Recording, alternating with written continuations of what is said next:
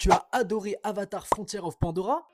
Non. Eh bien ça tombe bien, puisque moi non plus. Mais aujourd'hui, on va quand même tester son DLC. Alors installe-toi confortablement, et c'est parti. Bon alors les gars, pour être totalement transparent, ça fait 3 fois que j'essaye de refaire cette vidéo. La première fois, j'ai eu un problème au niveau de l'image. La deuxième fois, j'ai eu un problème au niveau du son.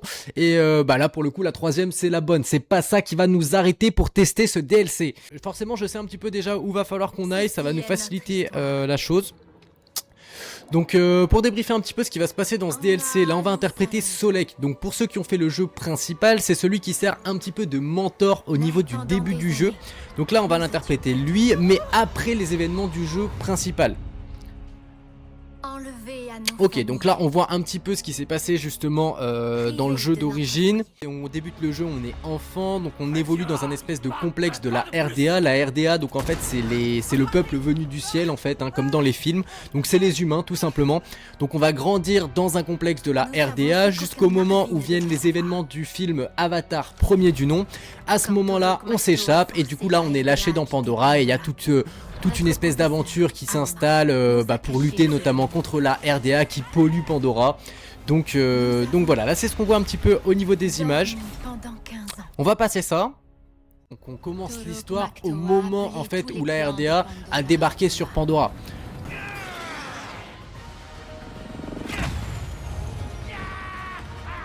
Ah, ils ont des flèches explosives. Ce qui est assez fou parce que quand t'es dans le jeu de base, tu dois mettre 15 flèches pour tuer un ennemi. Là, une flèche, ils détruisent un avion. C'est quand même incroyable.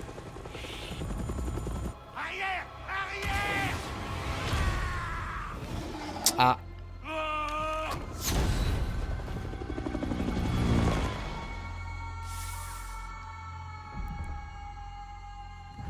Eh ouais. Soilek a lancé son Ikran à l'assaut. Il refusait de laisser l'ennemi s'échapper. Ok, donc là c'est ce que la voix off nous explique. Donc visiblement elle est en train de raconter un petit peu l'histoire. Elle nous raconte un peu ce qui s'est passé. Aveuglé par la rage.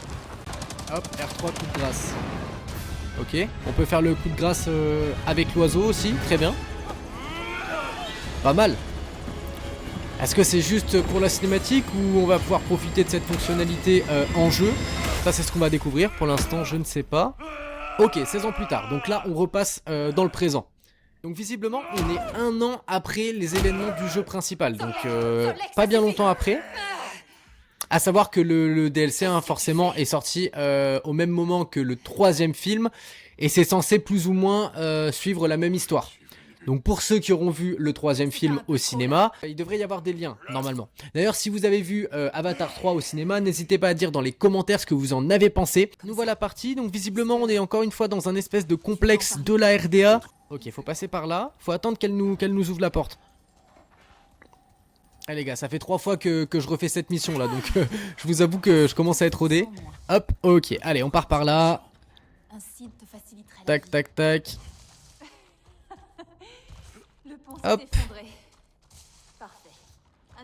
Est-ce qu'elle suit la copine? Copine! Copine! Ok, on a trouvé des munitions, ça va nous servir pour la suite. Qu'est-ce qu'il y a là? Bâton en polymère. Ok, on récupère des bâtons. Donc là, elle ouvre la porte encore une fois. Ouais, très bien, elle a son espèce de petit pistolet pour pirater les portes, donc c'est très bien. Hop. Ok, donc là on fait la petite exécution silencieuse. Très bien. Donc là on va avoir des adversaires qui vont arriver plus bas là-bas. Donc on va avancer un peu. Ouais voilà, hop. On va fumer le gros en premier. Voilà. Hop. Et là on passe sur les plus petits. Très bien. Là c'est marrant, ils ont des exosquelettes exactement comme dans Call of Duty Advanced Warfare. Pour ceux qui ont la ref. Hop. Allez voilà, ça c'est bon. J'imagine qu'on peut pas récupérer grand chose pour l'instant sur les corps. Non, j'ai pas l'impression. Ok, bon on va continuer d'avancer. Ok, donc là, hop, on va détruire ça. Voilà, disjoncteur, très bien. Donc ça, voilà, faut détruire les disjoncteurs pour pouvoir avancer. Utilisez vos sens de navi pour connaître les points faibles et les blindages de l'ennemi. Ok, bah exactement comme dans Horizon les gars, hein. C'est exactement le même gameplay. Ça ne change pas, mais bon, ça marchait plutôt bien dans Horizon, alors pourquoi changer? Hop, lui ça dégage. J'ai pas été repéré. Ok, on va essayer de la jouer discret. Tac. Alors... Ouais, il m'a repéré direct. Bah tu te demandes comment tu peux la jouer discret en même temps. Mon perso il fait 2 mètres. Hop. Voilà. Un gars là-haut.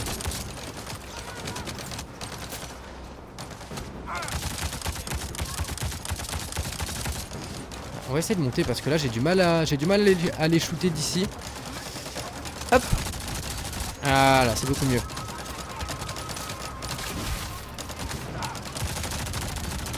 Hop, voilà, ça c'est bon. Il y a des gars plus bas, hop. Il y a lui aussi. Très bien. Ok, ça c'est bon. Il y en a d'autres. Ok, ouais, ça arrive là-bas. On va fumer le gros. Dans mon souvenir, on avait des grenades, mais là on les a pas. J'imagine qu'on les a pas encore. On va peut-être les débloquer un petit peu plus tard. C'est quoi ça? On peut récupérer quelque chose? Munitions de fusil d'assaut. Ok, donc quand tu passes sur les dépouilles, ça te récupère direct les munitions. Ça c'est pas mal. Là il y a un petit coffre. Qu'est-ce qu'on a? Des munitions encore. Nickel. Hop. Allez, toi ça dégage. Toi aussi. Très bien. Ça là-bas. Hop. Lui c'est bon. Ok, j'ai l'impression qu'il n'y a plus personne. Honnêtement, les sensations de tir sont pas mauvaises pour l'instant. C'est plutôt plaisant. C'est vrai que sur le jeu de base, moi je trouvais que les gunfights étaient absolument horribles, hein, clairement. Je sais pas si vous avez fait le jeu, n'hésitez pas à me dire ce que vous en avez pensé. Moi clairement je trouvais ça horrible, que ça soit avec l'arc ou avec les armes à feu. Je trouvais ça pas satisfaisant en fait, tout simplement pas satisfaisant. C'était pas agréable de viser, c'était pas agréable de tirer. Là j'ai l'impression que c'est un petit peu plus agréable, alors on va voir ce que ça va donner sur la suite. Une fois la menace éliminée, Solek essaya de mettre fin à cette légende de chasseur de plaques. Ok, alors on imagine que c'est peut-être les plaques qu'il a récupérées justement sur les membres de la RDA qu'il a tués. Peut-être même ceux qui ont tué son collègue au début dans l'introduction du DLC. Très bien, et là on est lâché ici, la dernière plaque. Ok. Que tout est encore là. Tac, bienvenue à la maison. Ok, nickel. Faut aller là? Ouais. Tapis de repos, méditer. Ok. Ok.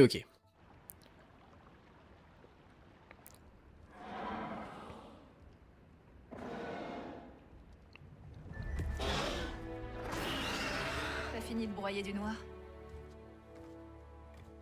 Je pensais pas te voir si déprimé après un combat. Le combat n'est pas ce qui me tracasse. Ok, donc Ça visiblement on va être retrouve un juste Solek un petit peu déprimé, qui a été un petit peu marqué par les événements, j'imagine, du jeu principal et notamment par les souvenirs, donc du coup qui continuent de le hanter. Allez, va-t'en. On rentre à l'arbre maison. On fait la course, allez! Je ne suis pas d'humeur. Tu as peur de perdre? Encore? Poule mouillée. Et c'est quoi, poule? Tu vas voir.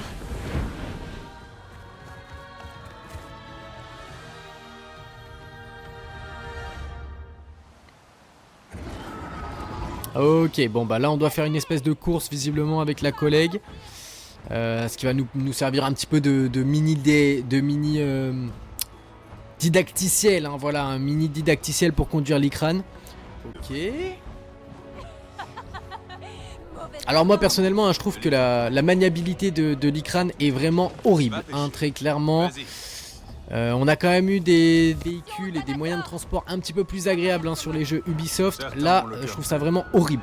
Là, j'arrête pas de me taper les arbres, j'arrive pas à le conduire. Et au niveau de la sensation de vitesse, pour comparer ça avec des jeux assez récents, notamment je pense à Spider-Man 2. Tu sais, quand tu voltiges entre les buildings, tout ça, t'as une vraie sensation de vitesse qui est vraiment assez ahurissante et vraiment très agréable en fait au niveau du gameplay. T'es censé quand même être sur le dos d'un espèce de dragon ultra agile, ultra rapide. Oh là là, mais c'est un camion le truc. Après bon, c'est toujours mieux que rien, parce que effectivement au début dans le jeu principal, au début t'as pas du tout de monture. Oh là là, mais c'est une galère. Des fois tu perds 20 minutes juste pour monter en haut d'une falaise. Et c'est archi pas intéressant, tu vois. Au final t'aurais pu faire ça en 2 minutes si t'avais eu ton oiseau. Est-ce qu'il faut aller par là-bas? Ouais, voilà, c'est ça. Là il y a l'arbre maison. Ok, donc c'est là-bas qu'il faut qu'on aille. Atterrissage d'Ikran, maintenir rond.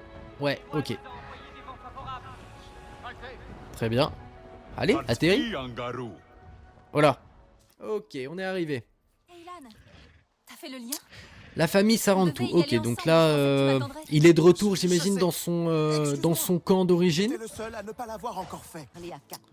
Ok, utilisez vos sens de Navi pour localiser des objectifs, des ennemis, des animaux et d'autres objets. Ouais, bah c'est la vision d'aigle, hein, les gars.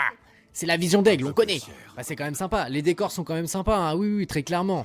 Ça joue énormément. Alors moi, personnellement, je suis pas un grand fan de l'univers de Avatar. Néanmoins, je dois avouer que je prends quand même beaucoup de plaisir, et notamment grâce aux graphismes qui sont quand même très agréables. Donc là, c'est vrai que déjà de jour, c'est quand même sympa, mais de nuit, t'as vraiment tout un visuel qui est vraiment très agréable, au niveau des jeux de lumière notamment. C'est quand même assez immersif.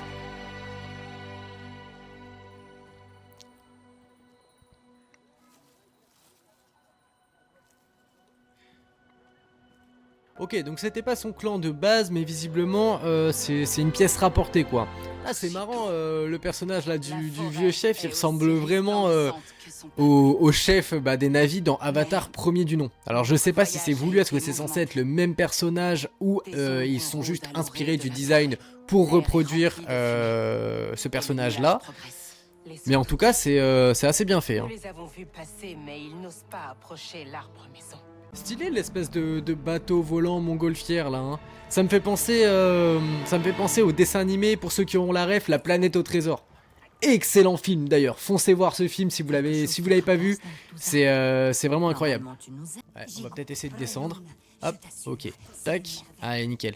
Ouais, j'ai vraiment l'impression qu'il y a un petit effort qui a été fait, notamment sur comment dire, sur la maniabilité du personnage à la troisième personne. Parce qu'il faut savoir qu'à la base, le jeu avait été fait pour tourner à la première personne. Et c'est seulement parce que les fans se sont plaints qu'ils ont sur le tard en fait lancé une mise à jour qui a permis par la suite de jouer à la troisième personne. En revanche, il me semble que le DLC a directement été pensé pour être joué à la première comme à la troisième personne. Et ça se sent. Il faut quand même souligner le fait que quand des développeurs écoutent les joueurs et sont capables de justement remanier tout un jeu pour convenir, on va dire, à la communauté... c'est quand même très plaisant. Pour moi c'est ça, hein, de toute façon le jeu vidéo c'est amené à évoluer, c'est quelque chose de vivant, c'est quelque chose qui doit interagir justement avec ses joueurs et évoluer en fonction justement des retours que font les joueurs, tout simplement. Ok, l'objectif a l'air d'être par là-bas. Ah mais je peux sûrement appeler mon Ikran là. Ouais, ok. J'ai pas l'habitude encore d'appeler l'oiseau. Est-ce qu'on peut prendre un peu de hauteur peut-être pour éviter de voler dans les bambous? Je comprends pas. Ça me dit que l'objectif c'est là-dessus, mais j'y suis là. Pourquoi ça marche pas? Qu'est-ce que c'est encore cette histoire? Voler avec le Surround Tube pour enquêter sur l'avertissement de Yafata. Mais je dois voler où? Qu'est-ce que c'est encore cette niaiserie là? Faut monter un peu là? Ah, c'est bon. Utilisez ses sens de Navi. Non mais attends, oh, c'est quoi cette hitmark absolument catastrophique? Mec, je suis passé 45 fois autour du truc. Mais c'est terrible. C'est terrible en 2025 de proposer des jeux aussi peu terminés. C'est fini à la piste ça encore une fois. Examiner. Ok. Oh, c'est là-bas qu'il faut qu'on aille visiblement. Inspecter l'origine du panache de fumée. Les bâtons peuvent être utilisés pour fabriquer des flèches. Ok, bon ça c'est exactement comme dans le jeu principal. Donc. Ok. Ok, il a examiné le truc mais ça a rien fait visiblement. Faut attendre la pote. Ah, ça doit être ça. Regarde. Ok, voilà, très bien. Qu'est-ce que ça veut dire? Thailand, une grande partie de la forêt a brûlé ici. Tu as appris quelque chose? Pas sur l'incendie, mais quelque chose cloche. Ok, le mystère s'épaissit. Là, du coup, visiblement, il y a des traces de combat de la RDA, mais également des Na'vi. Donc, visiblement, il y aurait des Na'vi qui auraient fait une alliance avec la RDA, hein, très certainement. Je trouve ça pas du tout pratique, là, cette histoire qu'il faut mitrailler croix pour avancer avec son oiseau. Ça aurait coûté trop cher de mettre juste une touche que tu maintiens pour accélérer. Enfin, je sais pas, hein, je suis pas développeur, mais ça aurait pu être un peu plus confortable quand même. Non ? L'odeur de la mort. Réduction de l'effet de brûlure. Réduisez la durée de l'effet de brûlure en sautant, glissant ou en entrant dans l'eau. Ok, bon ça reste assez classique. Pas le bon Alors on va moment tester de un truc. Quelqu'un d'autre est venu. Ok. C'était beaucoup moins épique que prévu, mais effectivement je pense que voilà, quand tu sautes d'une falaise, tu peux appeler ton oiseau pour qu'il te récupère en cours de chute. Bon là c'était un peu fail, mais t'as capté l'idée quoi. La sensation d'accélération avec l'oiseau là, je vous jure c'est éteint au sol. Alors, hop, on va descendre ici. Voilà. Faut descendre dans ce trou. Tac. Alors, on va passer par là. Examiner. Fusil de taille Navi. Il y a des armes humaines ici. Faites pour les navis. Donc visiblement là il soupçonne la RDA d'avoir relancé le programme donc duquel on est issu, enfin en fait en tout cas le personnage principal du jeu était issu. Vaincre la RDA. Ok, donc ça va baston là. Bâton de polymère. Je sais pas pourquoi on récupère autant de bâtons les gars, ça va nous servir pour après. Est-ce qu'on peut fabriquer des flèches avec? Oh là. Qui veut que je revienne?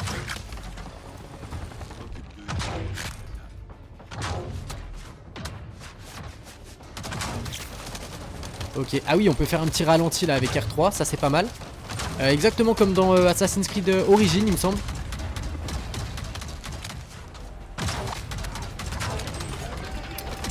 Allez gros ah, tu vois, c'est ce que je te disais là tout à l'heure quand il y a eu l'introduction.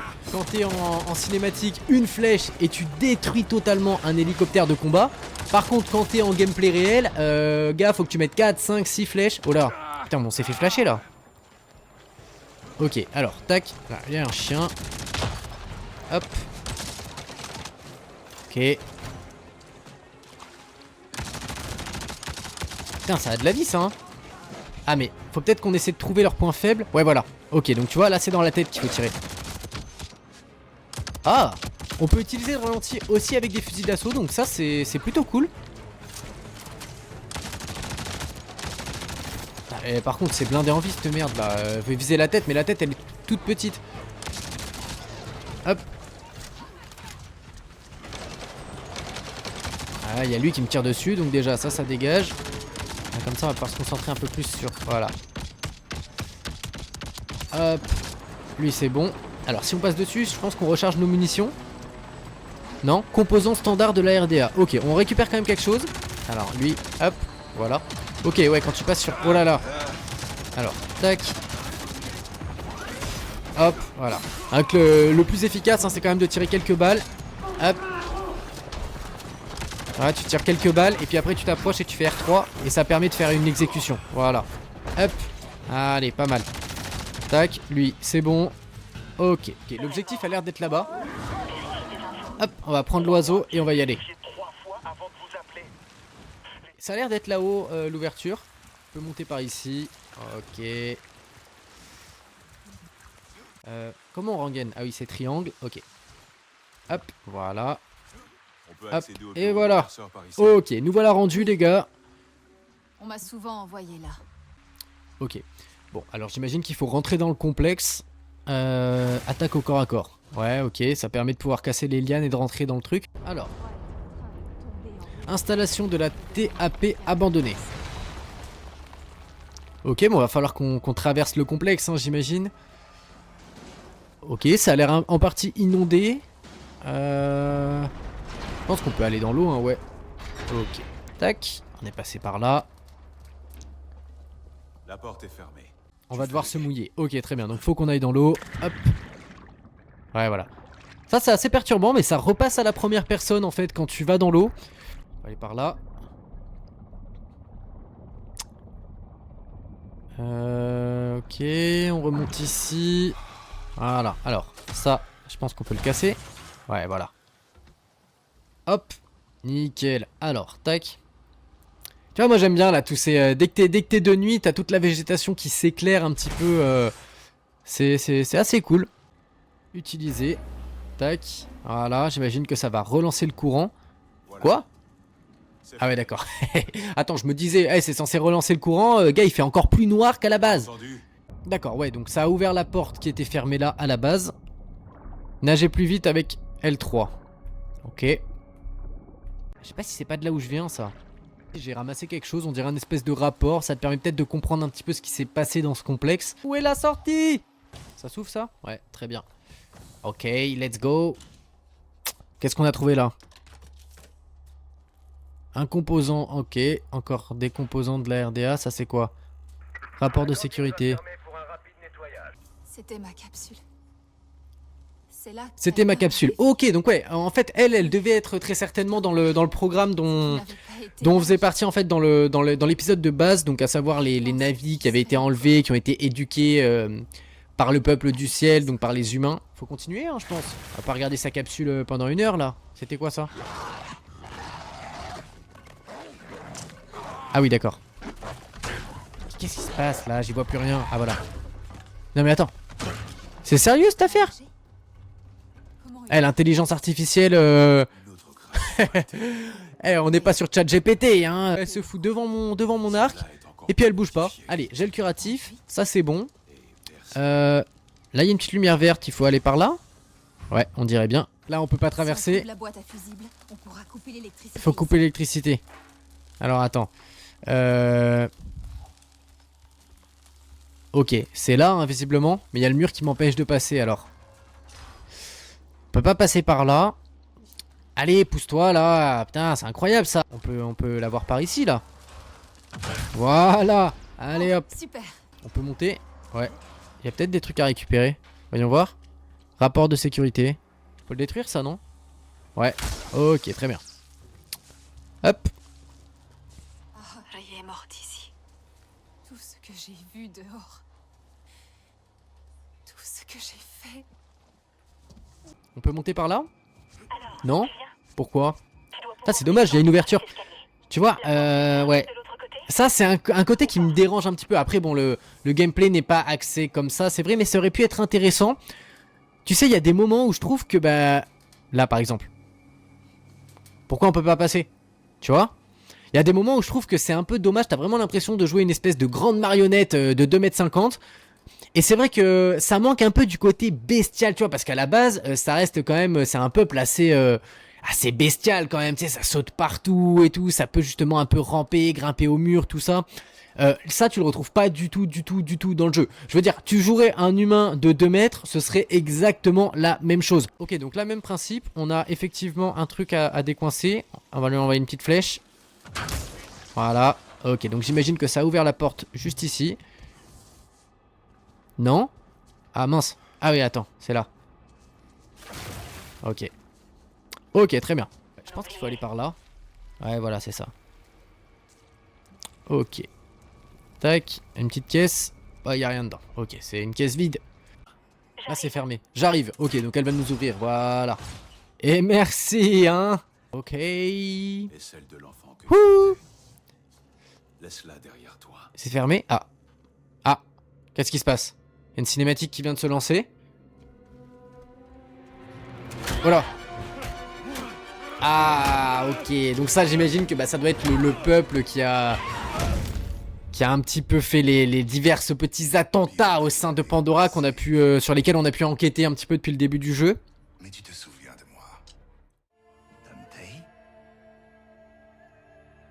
Les différences de taille au niveau des personnages sont plutôt bien gérées, hein. C'est bien ça ton nom. Tu te rends vraiment compte, quand tu joues justement le Navi tout seul, tu captes pas forcément, mais regarde par rapport, tu vois, quand ils sont à côté des humains, c'est bien géré au niveau de la différence de taille. Pas de marque, pas de fichier.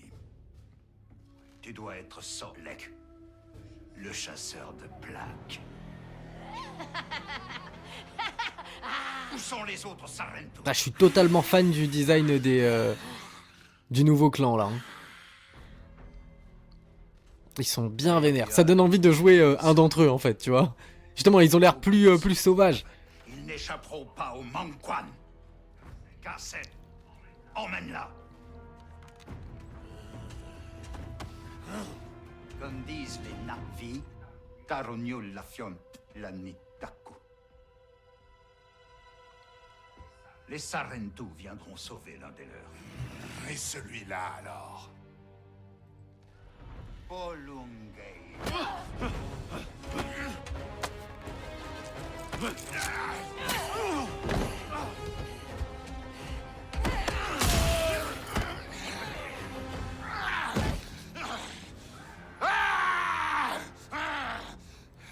Laisse-le! Si Solek n'est pas déjà mort, on va l'enterrer vivant. Dragon Alpha, ici Talon 2-1.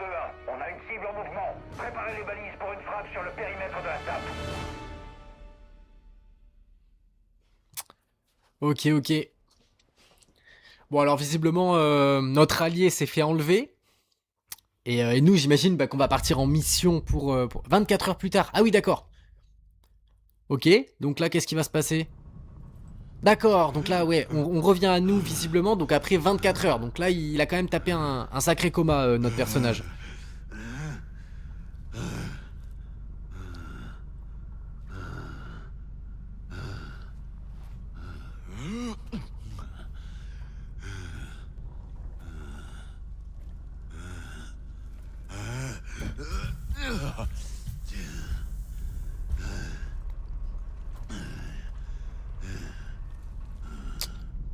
D'accord, d'accord. Donc là, ouais, visiblement, on est blessé. Bon, j'imagine qu'on va devoir s'échapper. On va devoir s'échapper du complexe, hein, tout simplement. Ok, on a le titrage qui commence à s'afficher.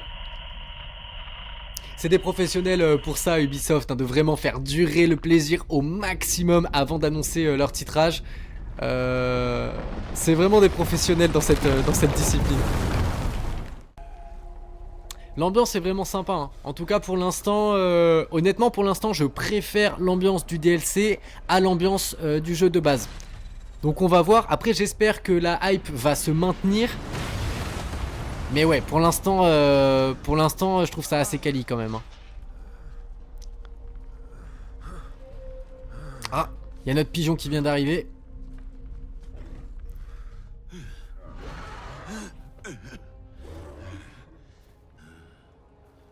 Ouais, il est mal en point, Solek là, hein. Rentre, Ilaï. Vite.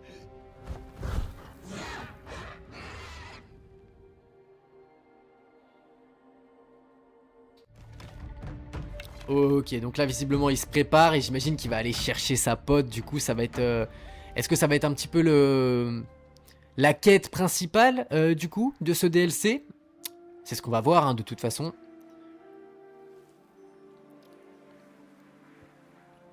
Ouais, visuellement c'est sympa. Oula, tu le sens là? Là ça sent le titrage là. Voilà. Let's go. Ok. Ok les gars. Bah écoutez, on a fait toute la première partie du jeu, toute l'introduction. Je pense qu'on va s'arrêter là-dessus pour l'instant et on continuera le jeu dans une prochaine vidéo. Honnêtement pour l'instant je suis plutôt surpris, moi qui étais un petit peu réticent sur le jeu de base, comme je vous dis j'avais fait 3-4 heures, mais effectivement j'avais pas été conquis. Donc là j'espère que ça va continuer dans cette direction, en tout cas pour l'instant je suis plutôt charmé, j'ai hâte de voir ce que nous réserve la suite de l'aventure. Si vous avez kiffé les gars, n'hésitez pas à liker et à vous abonner, c'est très important. Sur ce je vous dis à très bientôt pour une prochaine vidéo, c'était Kelox, portez-vous bien, ciao ciao.